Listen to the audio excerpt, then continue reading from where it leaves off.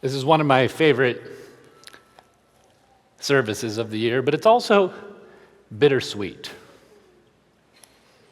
It's good to see that you guys are passing.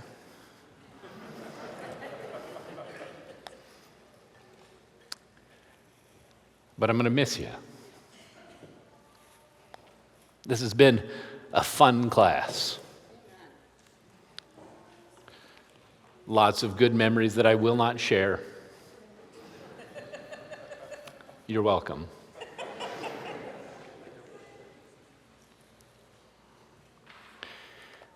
But we're not here to talk about you.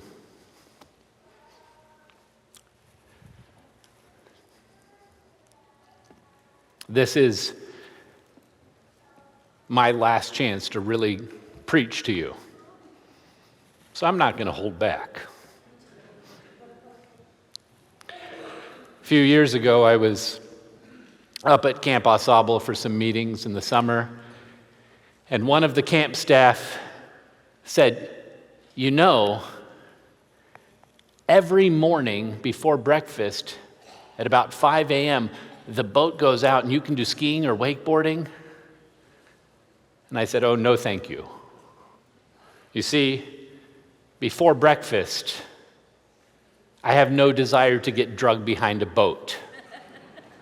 I don't have a desire to do it after breakfast. But before breakfast, no. No, I'm not going to get out of bed early for that." He looked at me like I was crazy. Because what kind of a youth pastor, what kind of a man wouldn't want to do that? He didn't know my history. You see, this started at a young age. I had my first death encounter with water when I could barely walk. We were living in Florida at the time and walking next to a canal, and I chose the path less pathed and fell right into the canal. My uncle had to dive in and fish me out. That was the first time I almost drowned. The second time, we were at a lake together as a family, and I was walking, and as I walked into the water came up to my knees, and I kept walking, and it came up to my waist, and I kept walking. It came up to my chest, and I kept walking. It came up to my neck, and I kept walking. It came up to my chin, and I kept walking. Until my mother looked to see where I was and could not see me until she looked under the water to discover me walking.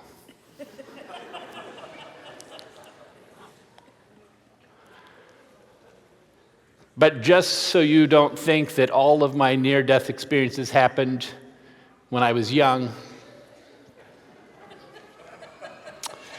right here in Berrien Springs,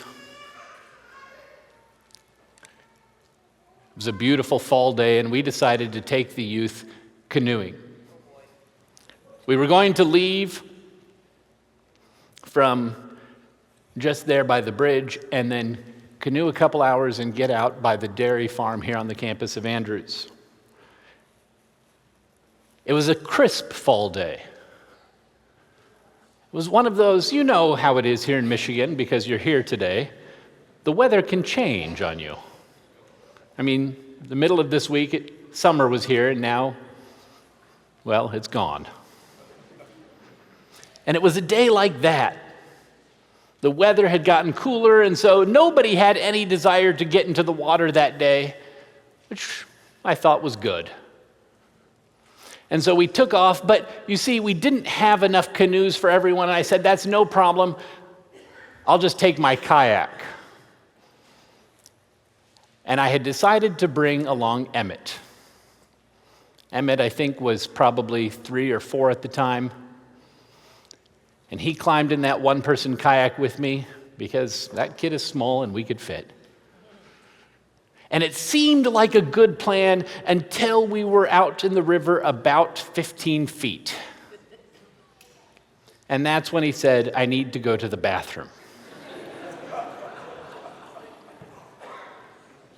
I said, no problem. We'll pull over right up here. There was a sandbar there. And with children, people understand. And we pulled over, and that's when I realized my mistake. Kayaks are made to tip over. You can't stand up in a kayak. And so as soon as he stood up, we tipped over. And I realized we were not ready for 2 hours of riding down the river wet. The problem is there's no place to get out for 2 hours. Unless you crossed over right across the river to where the trailer park is, and then you could climb out there. And so we decided that was the best course of action. But what I didn't realize is on the other side of the river where the trailer park was, the river really sped up. And so as we got over there and tried to climb out, we tipped over again, and that current was strong. I did not feel like the world's best dad as I hung on to my kid, hoping he wouldn't drown. Sometimes we find ourselves in bad situations because of sheer accidents, because, well, we're not very good at walking. Sometimes we find ourselves in bad situations because we make foolish mistakes and walk where we shouldn't. And sometimes we find ourselves in trouble at no fault of our own because someone else has made a foolish decision for us. The disciples also found themselves in trouble often around water. There was something about the Sea of Galilee that brought out trouble for them. And here it had seemed like everything was going great. Jesus had just fed 5,000 men, plus women and children, with one boy's lunch. It seemed like nothing could be going better because all of a sudden, people started putting the pieces together. Wait a minute. This man can heal the lame, and he can feed an army with one meal. He could conquer the world, they thought.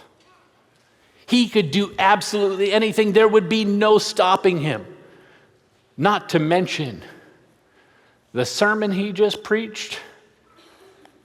Let's make him king, they said.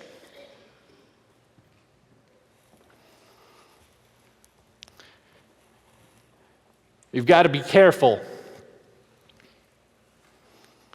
mixing your politics with your theology.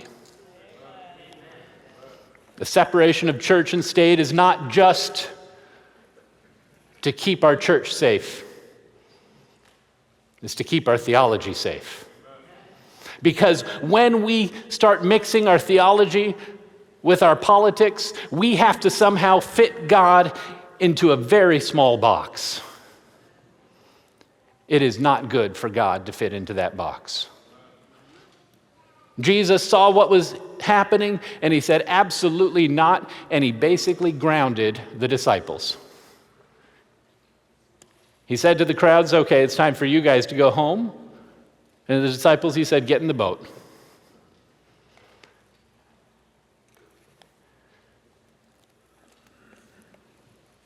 Had they focused on what Jesus had given them to focus on, they wouldn't have been in this mess. You see, Jesus had just fed 5,000, and then he told them, gather up the leftovers. The first principle to staying out of trouble is eat the leftovers. I don't know how you guys feel about leftovers, but I'll tell you what, as an adult, they become a necessity. Nobody has energy to cook 3 meals a day. You got to eat the leftovers. But also, we've got to eat the leftovers of our spiritual food. God doesn't show up 3 times a day always. Sometimes there are dry spells. It's not enough just to show up and hear a good sermon once a week at church. That's not a relationship. If you guys want to have a relationship with Jesus Christ, you've got to eat the leftovers. That means going back to those memories where you've seen God at work, clinging to those things, telling others about them, telling people how you have seen God at work, but also feasting on his word on your own. Eat the leftovers. The disciples, they got into the boat. They were grumpy. Nobody likes to be sent to their room. And finally, they pushed out and they started. And it wasn't going well. They worked at sailing across that tiny lake all night long. Things went from bad to worse as a storm picked up. And here they were, fishermen. And they'd realized, we're not going to make it. It was just before dawn, and the wind and the waves were battering the boat. And they didn't feel like this was a storm they were going to make it out of. They didn't have luggage to throw overboard or hatches to batten down. Thank you, Easton.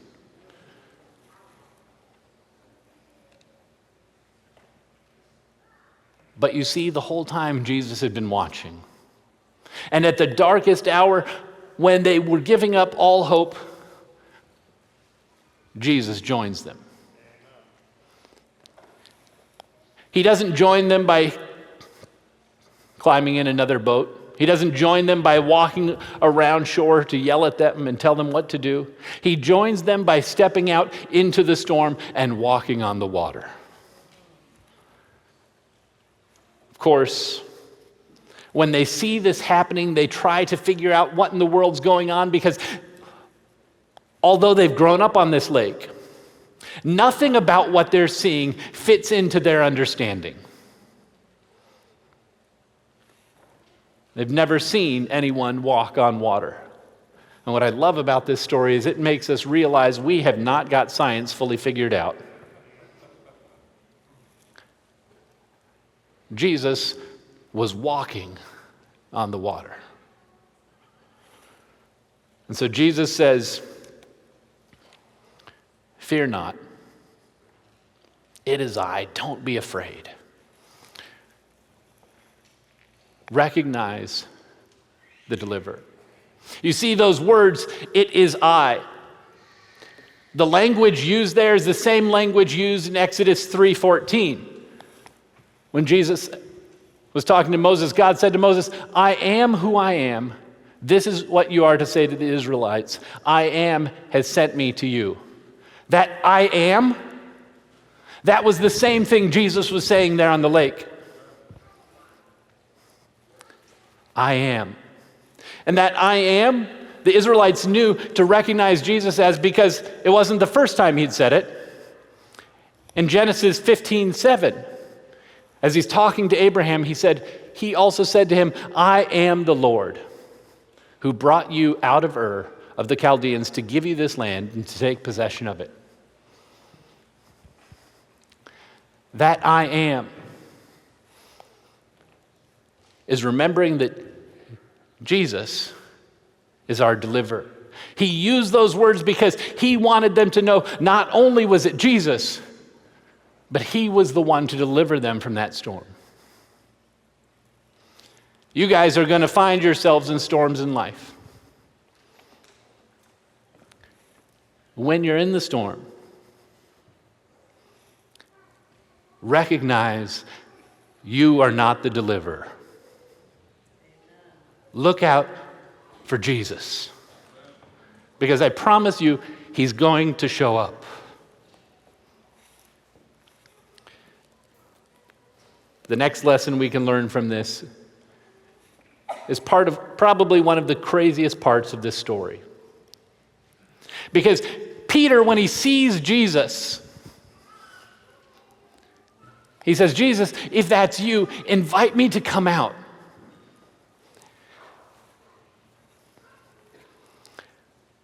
Even my boys are smarter than that.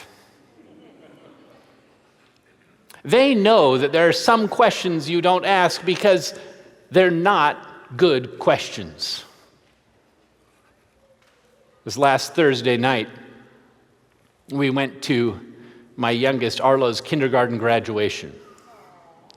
And they had a table covered in cupcakes.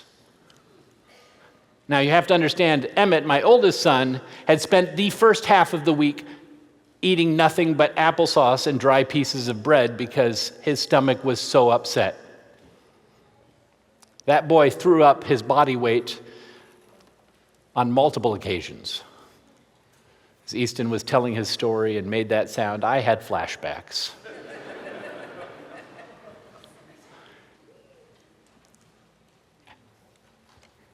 And so we said to Emmett, until you're 100% better, we're going to cut down on sugar. But you see, he knew not to ask about the cupcakes.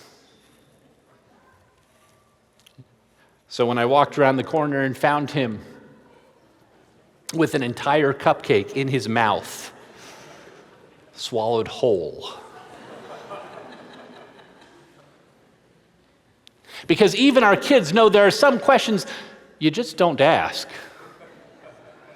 Because you know what the answer is going to be. And you would think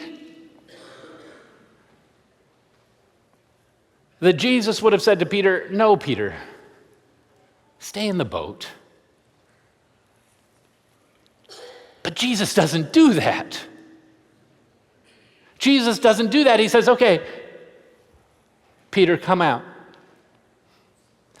Because what is beautiful about this is the safest place isn't necessarily in the boat. The safest place is wherever Jesus is. The disciples in the boat already thought they were going to die. The safest place was with Jesus.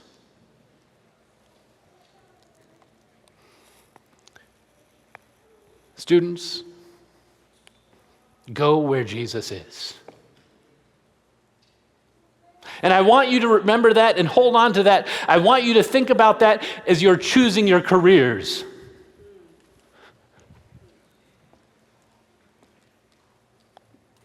Too often, we think the safest place is the career with the best payment plan.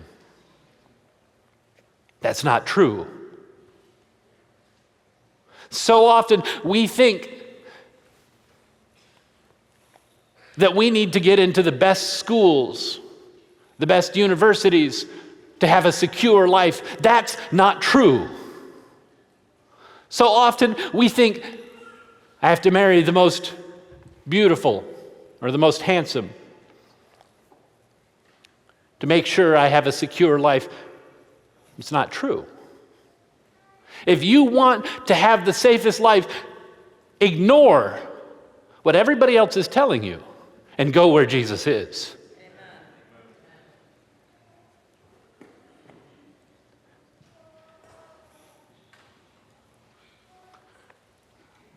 For 11 years, we've been doing the tent here.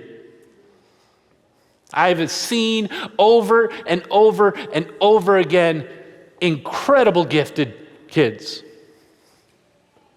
Gifted with preaching.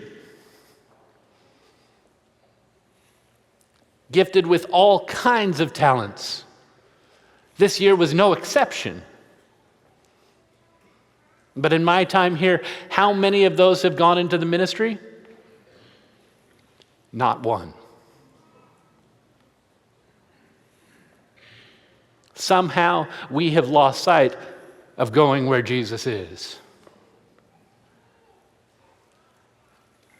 Don't worry about your retirement. Don't worry about the cars you'll drive. Don't worry about those things. Let Jesus worry about that. Go where Jesus is. Peter steps out of the boat. And I love this because as his weight shifts from the boat to the water, Peter grew up on this lake. And he walked on water.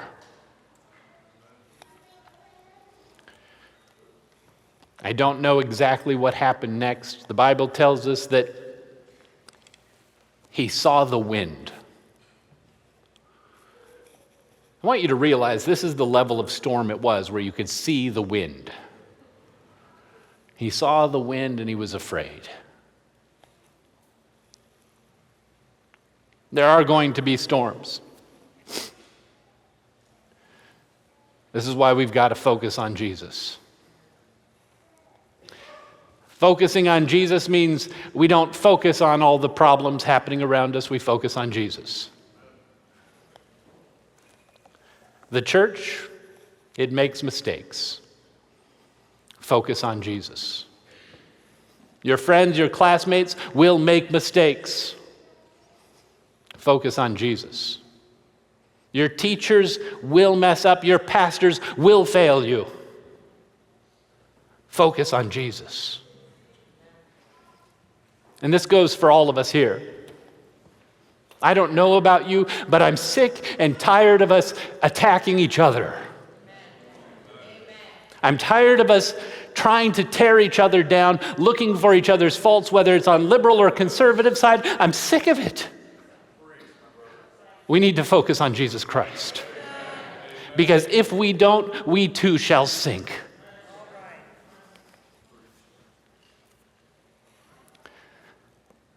And then, as Peter sunk, for crying out loud, his nickname was the Rock.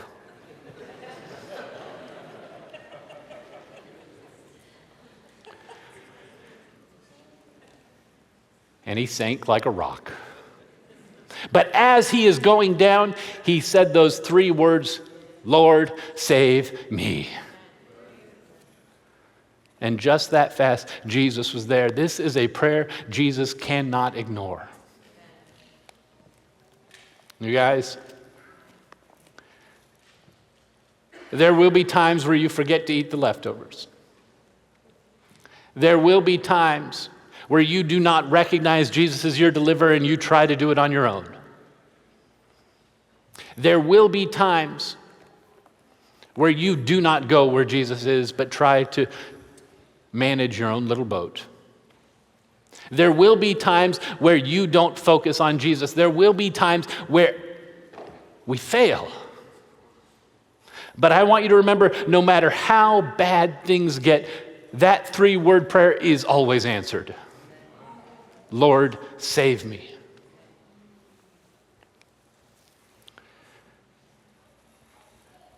We were at the home of Irene Osborne. My father had needed to do shopping, and he left me and my 2 older brothers there to stay with her while he ran some errands. And we were playing in the back, and Irene had a pool. Yeah, see, I told you a story about a canal, a lake, a river, but no pool, so here it is. We were playing with a ball, and the ball went into the pool, and as I leaned over to get it, my center of gravity shifted with my large head, and I fell into the pool.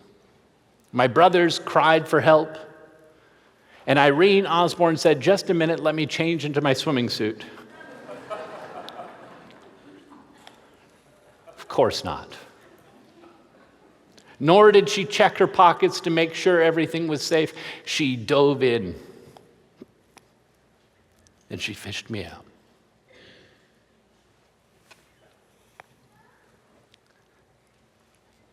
Jesus saves. He does not hesitate. He does not wait. When you pray that prayer, Lord, save me, He will. There will be times where you mess up, but God is mighty to save. He has a good track record when it comes to water. He divided the Red Sea. He made the waters of Mara sweet. He stopped up the Jordan River. He made an axe head float. He rescued Jonah from himself with a big fish. He spoke to the storm and he walked on water. Every single time he had a different way to save, but every single time he showed up and he saved. And he will keep saving until we get to Revelation 21:1, where he tells us there will be no more sea. Eighth graders, as you're about to leave Ruth Murdoch Elementary School, I want you to take these lessons from this story.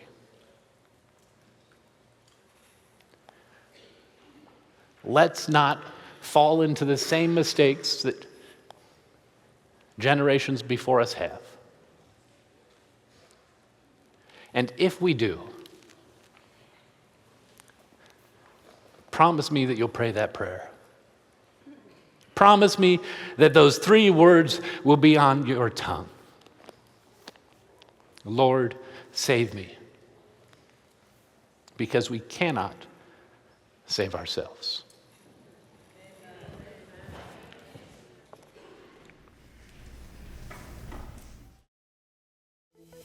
Hi, I'm Shane Anderson, lead pastor at Pioneer Memorial Church. It's no newsflash to say that social media has become an integral part of our daily lives. And here at Pioneer, we want to use it to enrich our lives. I invite you to connect with us online by visiting the links that are shown on the screen. We're constantly sharing inspiring content that we believe can make a real and positive difference in your life. So if you haven't already, I encourage you to follow and subscribe to our social media platforms. Not only will you stay up to date with our latest news and events, but you will also be able to engage with an online community that shares a common belief, experience, and care for your well-being. And by sharing our content, you can help us reach even more people with our message of hope and love in Jesus. Join us by creating a positive impact online and making a difference in the world. Thank you, and we look forward to connecting with you online.